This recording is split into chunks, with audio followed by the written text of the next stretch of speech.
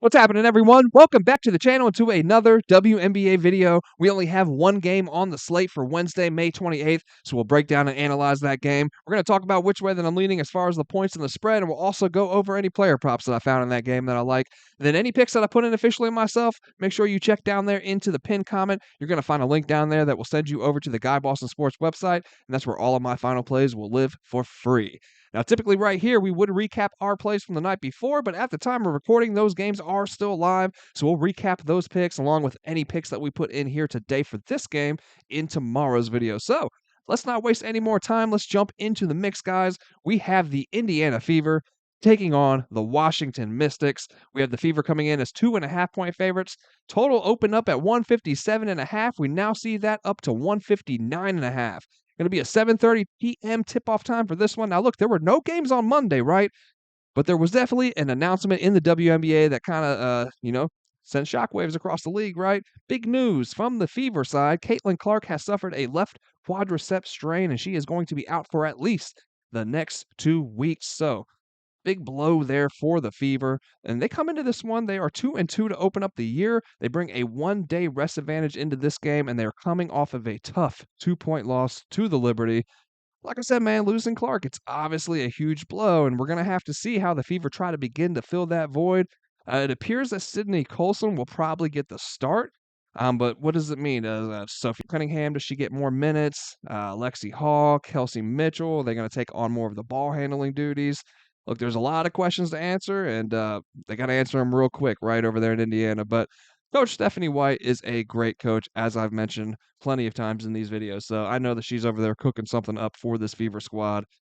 Um, but Sydney Colson at the starting point guard, as opposed to Caitlin Clark, is obviously a big step down. Now the Mystics are back home here after dropping 3 straight on the road. They are 2-3 to begin the year, and every game that they have played has been close. The average margin of victory in their first 5 games has been only 4 points, with just 6 points being the highest margin of any of the games that they have played. And look, though, the Mystics did show some of their youth in that last time out, a loss to the Mercury. Washington had 27 turnovers in that one. There were 6 from a rookie Citrone, 7 from Kiki, also a rookie. So, it's the thing, though, despite the turnovers, man, and they only shot, 35% from the field, 25% from deep, they still held a 6-point lead with just over 4 minutes to play. They just couldn't close it out, man. They failed to get another field goal for the remainder of the contest. But man, Washington has been impressive, right? The Fever, look, they've only lost their 2 games by a combined 3 points, and they just simply need to keep tightening things up all around, right? It's the little things that will hurt you in these one possession games. But, the theme was consistent regardless of who you spoke to in their last media session. Communication, right? Communication needs to improve all around. But I think that's what's scary about this Fever team because that should be expected. This Fever team, they're still building chemistry and camaraderie on the court after bringing in I think it was 7 new players to their roster this offseason. Combine that with a new coaching staff, so a new playbook, new schemes, new terminology. All this to say that the Fever are just going to get better and better as the season progresses, and they are afforded more time to gel and get in sync and work on that communication. And they have already looked pretty great at times this season, right, man? They are sitting at third for both offensive and defensive rating. They are second in net rating at plus 11.9.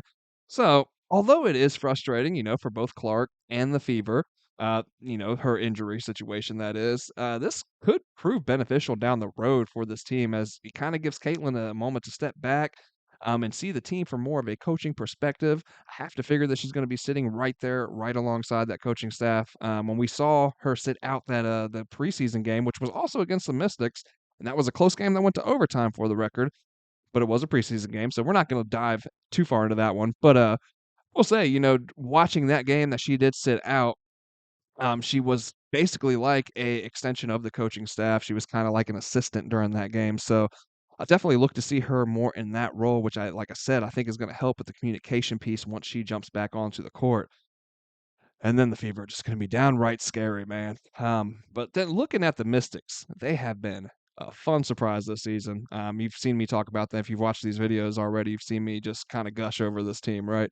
They are so fun to watch, such a young, exciting squad, with 2 rookies in the starting lineup that are tearing it up. And then when you look at their 2-3 record, man, you can't help but think how they could easily be 5-0 as they held leads in each of those 3 losses, late in the game, they held leads, so now, look, we could also play devil's advocate and say they could easily be 0-5 as well, right? Looking at their 2 wins and the fact that they had to rally from behind in each of those victories. But nonetheless, this Mystics team has been impressive. They've played the most clutch minutes of any team in the WNBA so far this season as well. That's a stat that the WNBA measures as games with scores falling within 5 points in the closing 5 minutes of action. Like I said, they have played the most such minutes to start off the season. And look, this is great for a team that is relying so heavily on young talent. You know, rookies Kiki Arifin and Sonia Citron have, like I said, both been in the starting lineup since opening night. Then you have second-year forward Aaliyah Edwards. She made her season debut Sunday against Phoenix. And look, man, she didn't appear to play with any hesitancy. Right? Look, she was aggressive. She was looking to post up, looking to get to the rim when she checked in. So I think we'll see her minutes and her role continue to increase as she works herself back from injury. And it's just yet another young piece for this up and coming Washington team. So I think the Mystics are going to match up well here with a Fever team down Caitlin Clark. I think Indiana still has the better team overall, yes, but Clark out for this one does kind of neutralize the playing field some, in my opinion. The Fever have solid perimeter defenders in Sophie Cunningham and Lexi Hall. They should both be able to help slow down to some degree the likes of Brittany Sykes and Soda Citron, but look, those two have been on a tear to open up the year. Slim leads the Mystics with 22 points per game, and she leads them with 5 assists per game as well. While we've seen Citron, look, she's beginning to quickly establish herself as one of the league's sharpshooters, averaging 15 points per game on 53% shooting overall from the field, 47% shooting from deep. And Kiki has averaged a double-double with just under 14 points per game to go along with 11 boards per contest. And she's also converted above 50% from the field as well so far. Look, she's just crafty at the rim as well with her footwork. So definitely loving what they have over there with their young squad, man. And now Edwards is back in the fold as well. Jade Melbourne looking good off the bench as well, scoring in double digits on average to open up the season. Man, and then we also gotta mention Shakira Austin is a game time decision for this one and has been in concussion protocol. And that's just another talent for this Mystic squad, man. She's an athletic, shot blocking, and rim protecting big. And she was ejected in her first outing after a couple of techs and left the Mystics' second game as well with that injury. So she has only averaged 9 minutes over the course of 2 games to start this season. Just has not seen the floor that much, man. A return for her would be big, man. That lack of interior size for Indiana, it could be huge for Washington. So make sure to double check the injury report in regards to her status, because like I said, man, definitely would be a big help for Washington going up against this Indiana team. All in all, though, man, this is a tough one to call definitively, right? As you could really make a case for either side. But look, while I think Indiana still comes in hot and, looking to rally around an injured Clark, ultimately, I do worry about the adjustments that they're going to be making here in this first game on the fly, as they adjust to life without Clark for the first time in over a year. So definitely a concern for me. And then, while they're going to want to keep things as similar as they can possibly to what they have been doing, this offense has to change to some degree, right? It just has to. We see Caitlin fire from above the break a ton. She's able to create space to get off her own shot from the perimeter consistently.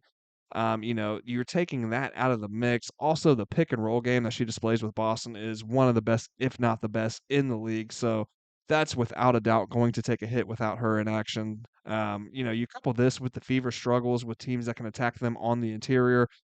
Think about what Kiki has done in her short career so far, displaying zero fear and going at whoever is put in front of her. She was just going at AT in their last game against Phoenix there. Uh, this all leads to me leaning towards the Mystics, and the points obviously is the safer route to go, but I am so, so tempted to hit them on the money line here. Because I think a lot of people are going to be looking, or, a handful of people are going to be looking at this as potentially a trap situation with Clark ruled out, Fever still opening up as short favorites here. But I think this line has more to do with the Mystics failing to close out 3 games in a row, hence that short line, and in Vegas expecting a tight contest here. So I'm definitely leaning towards Washington. I'm just trying to decide, man, do I want to take them with the points or do I want to get a little more risky with it, right? And just go ahead and smack that money line. That's what we're going to have to find out. But looking at the total, this line definitely it felt pretty low, right? I guess the books are expecting a big drop in production from Indiana on the offensive side because it did. It opened up at 157.5, and it is moving up. Like I said, maybe they're expecting a big drop in the offense from Indiana, coupled with like the drop in the scoring output from the Mystics in their last 3 games. But Washington has hit under this line in those last 3 games, with no total hitting above 150 in that span. The Fever are 2-2 to the over this season. I do expect some hiccups offensively from them as they adjust to life without Clark, but I'm not sold that they're just gonna fall apart, right? And they don't still go on some scoring runs throughout that game. They got the likes of Kelsey Mitchell, Boston, Lexi Hall, Cunningham, Natasha Howard, DB. Like, this team still has plenty of scoring options. I just think we're gonna have moments where they go stale, right, as they're trying to figure out the offense without Clark running the show. Um, but I don't think we see the Mystics turn the ball over here as well 27 times like they did their last time out. I think we can expect to see them shoot the ball better as well. Than that 35% that they shot from the field in their last time out, along with that 25% from three, especially considering that they are leading the league in three-point shooting percentage. So I think we see them have some success there as well as inside, like I said, with Kiki, and especially if Austin ends up suiting up as well. So I'll look towards the over here. And the public is all over the under right now, right? But I like looking at it over. I like looking at, over that 157.5 mark a little bit better. But still, even at 159.5, I think that I would still be looking to take the over in that one. Then another note on this one, these two not only hit the over in all 4 of the games they played last season, but if you look at it against this specific number, they crushed that line, man. They didn't land any lower or any less than 11 points higher in any of those 4 contests than this line here. So I'd definitely be leaning towards an over. Then some player props I'll be looking at. First off, Sonia Citron, her 3-pointers over 1.5. Then we can see that she has hit this at a 80% rate 4 out of the 5 games that she has played so far. So I'm definitely liking that one. It is juice minus 160. But rightfully so, man. She is a baller. We talked about her already, shooting 53% from the field, 47% from deep. Now, I also I put a same game parlay in already over there at FanDuel, looking at both Sonia and Kiki. And looking at Kiki on her points first, over 9.5. We can see that she's hit that at a 100% rate this season, right? And scroll on up, we're looking at her rebounds over 7.5. And she has hit that in 4 of her 5 games playing this year. And the last 4, she has hit for at least 12 rebounds, clearing that 8 rebound mark, right? So definitely like that look. And then the last play on that 3-leg parlay would be Sonia Citron, her points over 9.5, which she has also smacked at a 100% rate to open up the season. So looking at the rookies here with a 3-leg parlay, I put that in at FanDuel. It was plus 124, but with the 25% profit boost, we got that up to plus 155. So I like that a lot. Like them odds here with the 2 rookies lighting it up some more. That is going to wrap it up with just the one game on the slate. Hope you guys enjoyed the content today, and I hope you found it helpful and useful. And if you did, please do not forget to smash that like button down there and hit subscribe if you have not already. That way you do not miss a thing that we drop over here on a daily. And that's going to do it, guys. Hope you all cash out. Hope you guys have a great night, and I will see you all back for tomorrow.